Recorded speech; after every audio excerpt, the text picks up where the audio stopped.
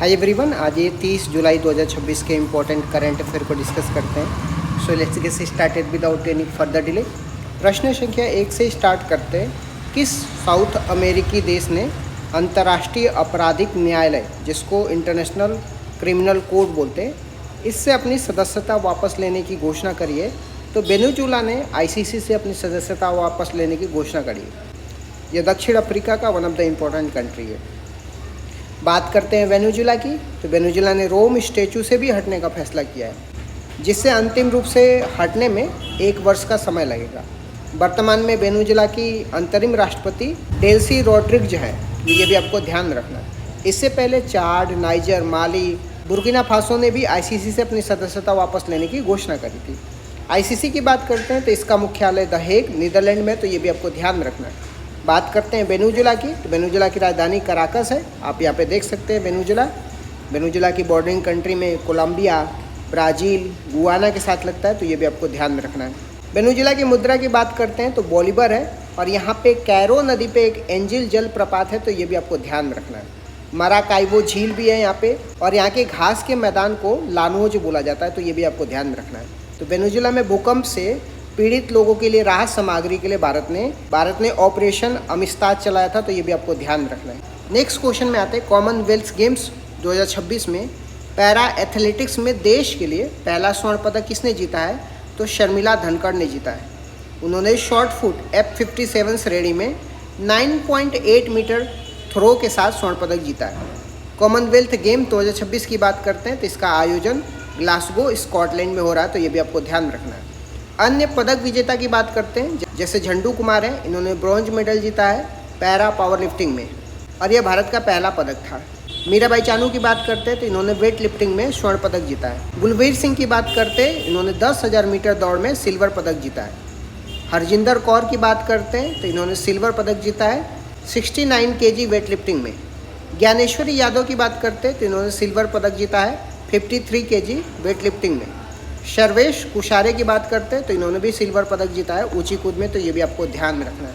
Next question में आते हैं। ट्रैक्शन की रिपोर्ट के अनुसार भारत के किस स्टार्टअप ने सर्वाधिक स्पेस स्टार्टअप फंडिंग हासिल करी है? स्काई रूट एरोस्पेस ने ट्रैक्शन की रिपोर्ट के अनुसार भारत में सबसे ज़्यादा स्पेस स्टार्टअप फंडिंग हासिल करी है। यह हैदराबाद स्थित इस कंपनी ने हाल ही में भारत का पहला निजी रॉकेट विक्रम-1 भी लॉन्च किया है, तो ये भी आपको ध्यान में रखना है। शेयरों के मामले में बेंगलुरु स्टार्टअप फंडिंग में पहले स्थान पे है, तो ये भी आपको ध्यान में रखना है। भारत के स्पेस स्टार्टअप में कुल $871 मिलियन का फंडिंग जुटाई गई है। नेक्स्ट क्वेश्चन में आता है। केंद्र सरकार ने आरबीआई की किस मुद्रा के पॉलीमर बैंक नोट जारी करने को मंजूरी दी है? तो 10 और 20 के नोट को केंद्र सरकार ने पॉलीमर बैंक नोट जारी करने का मंजूरी दे दिया गया है। इन्हें वर्तमान नोटों के साथ ट्रायल के तौर पर जारी किया जाएगा।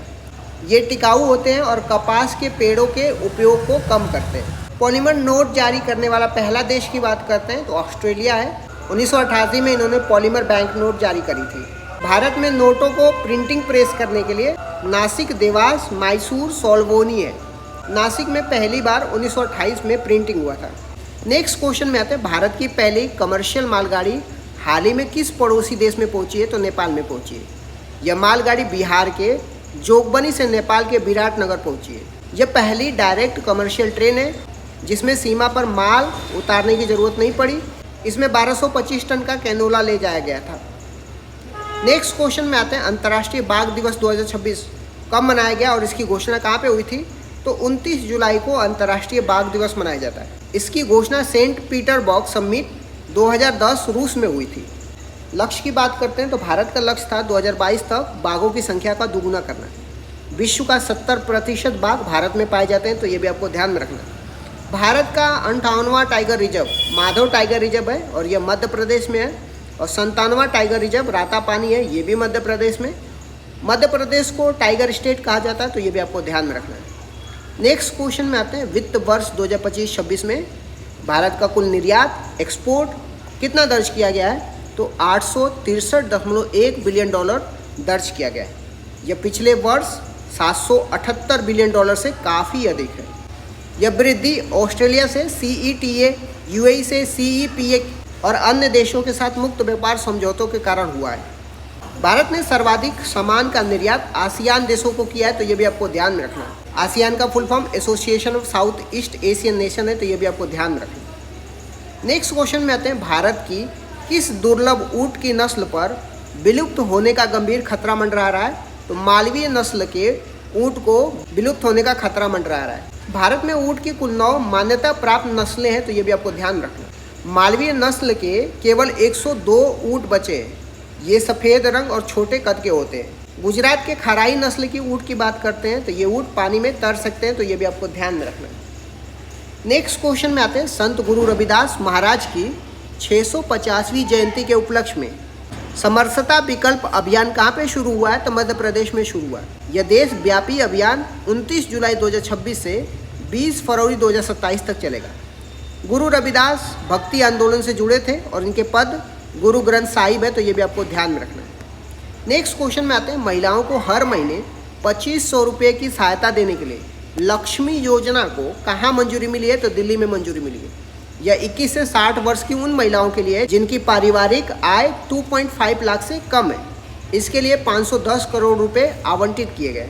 आ जाते हैं कुछ इंपॉर्टेंट पॉइंट की बात करते हैं। तो महाराष्ट्र की जब हम बात करते हैं तो राष्ट्रीय कृषि विकास योजना की दूसरी किस्त के लिए क्वालिफाई करने वाला पहला राज्य महाराष्ट्र बन गया है। नीला चक्र लोगो की बात करते हैं तो जगन्नाथ मंदिर उड़ीसा ने इसके लिए ट्रेडमार्क हासिल किया है। ब्लू वैली क्लस्टर की बात करते हैं, असम में मछली और आयुष सेक्टर को बढ़ावा देने के लिए ब्लू वैली क्लस्टर लॉन्च किया गया है। हेनले पासपोर्ट इंडेक्स 2026 की बात करते हैं तो भारत 81वें स्थान पे है, जबकि सिंगापुर शीर्ष स्थान पे है।